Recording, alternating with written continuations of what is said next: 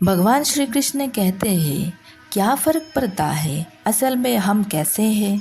जिसने जैसे सोच बना ली उसके लिए हम वैसे ही हैं। जब जब हम चुप रहकर सब बर्दाश्त कर लेते हैं तब तो दुनिया को बहुत अच्छा लगता है, पर एक आध बार भी सच्ची हकीकत बयां कर दी तो सबसे बुरे लगने लगते हैं। बार बार किसी का समय मांगने से अच्छा है कि तुम अकेले रहने की आदत डाल लो, क्योंकि इस दुनिया का रिवाज है जिन खिलौने से मन भर जाता है उन्हें अक्सर तोड़ दिया जाता है। भगवान कहते हैं, बदला लेने की नहीं बदलाव लाने की सोच रखिए। समझदार इंसान वो नहीं जो ईंट का जवाब पत्थर से दे, समझदार इंसान वो है जो फेंकी हुई ईंटों से अपना आशियाना बना ले। लोग घर बदलते हैं, लिबास बदलते हैं, रिश्ते बदलते हैं, दोस्त बदलते हैं, फिर भी परेशान क्यों रहते हैं? क्योंकि वो अपने आप को नहीं बदलता। मिर्ज़ गालिब ने कहा है, उम्र भर गालिब यही भूल करता रहा, धूल चेहरे पर थी और आईना साफ करता रहा। दिल के रिश्ते तो किस्मत से बनते हैं, वरना जब जान से प्यारा लोग बदल सकते हैं तो किस्मत क्या चीज़ है। छोड़ दे किस्मत की लकीरों पर यकीन करना, मुलाकात तो रोज़ हजारों से होती है। जीवन का सबसे सुंदर पौधा विश्वास होता है, जो ज़मीन में नहीं अपना दिल में उगता है।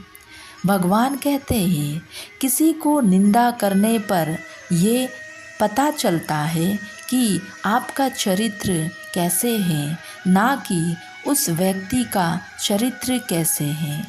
एक बार बड़े से हॉल में बहुत सारे लोग बैठे थे।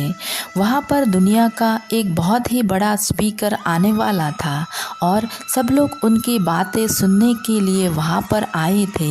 लगभग 10 मिनट के बाद वो स्पीकर स्टेज पर आ जाता है और वो बोलता है कि अगर आपने मेरी बात ठीक से सुन ली और समझ ली तो आपको ज़िंदगी पूरी तरह बदल जाएंगी। उसके बाद वो अपनी जेब से एक बिल्कुल नया चमकता हुआ 500 रुपये का नोट निकालता है और उसके ऊपर करके सबसे पूछता है कि ये नोट आप में से किसको चाहिए। ये सुनते ही सब लोग अपने अपने हाथ ऊपर कर देता है। वो स्पीकर बोलता है कि ये नोट मैं आप में से किसी एक को दूंगा, लेकिन इसके लिए आपको थोड़ा वेट करना पड़ेगा।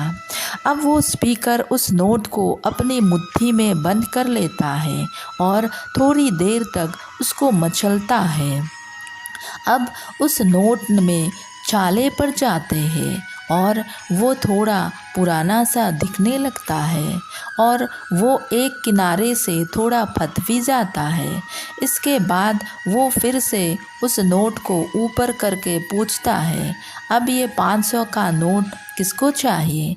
इस बार भी सभी लोग अपने हाथ ऊपर कर देता है। तब स्पीकर ने उस नोट को ज़मीन पर गिरा दिया और उस नोट पर 3-4 बार पैर रख दिया। उससे नोट और भी पुराने हो गई और उस पर थोड़ा मिट्टी और धूल भी लग गई। फिर उन्होंने उस नोट को ऊपर उठाया और पूछा कि अब बताओ, इस नोट को आप में से कौन लेना चाहता है। और इस बार भी सबके सब ने अपने अपने हाथ ऊपर कर दिया। स्पीकर अब नोट को फिर से नीचे ज़मीन पर गिरा देता है और उसके ऊपर कूट कूट कर उसने दोनों पैरों से रगड़ दिया और उसके ऊपर चाय भी गिरा दिया। अब नोट इतना गंदा हो जाता है कि उसको पहचानना भी मुश्किल होता है। कोई भी उस नोट को देखता है तो यही बोलता है कि अब ये सिर्फ एक गंदा कागज़ का टुकड़ा है, अब ये बेकार है, इस दुनिया में इसकी कोई वैल्यू नहीं है। स्पीकर ने एक बार फिर उस नोट को उठाया और ऊपर करके सबसे पूछा, अब इस नोट को कौन कौन लेना चाहता है? और इस बार भी सबके सब ने अपने हाथ ऊपर कर दिया। कितना भी गंदा पुराना मिट्टी से चना हुआ चाय के दाग लगा हुआ, लेकिन अभी भी वो 500 रुपये का नोट ही था। ज़िंदगी कई बार बड़े बड़े झटके देती है।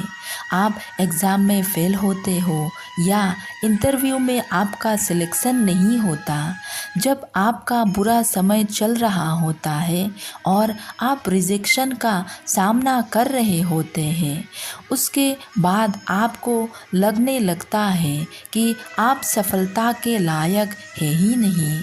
आपको लगता है कि दूसरे लोग आपसे बेटर हैं और आप किसी काम में भी नहीं सक्सेस हुए हैं, आपका कोई वैल्यू ही नहीं है।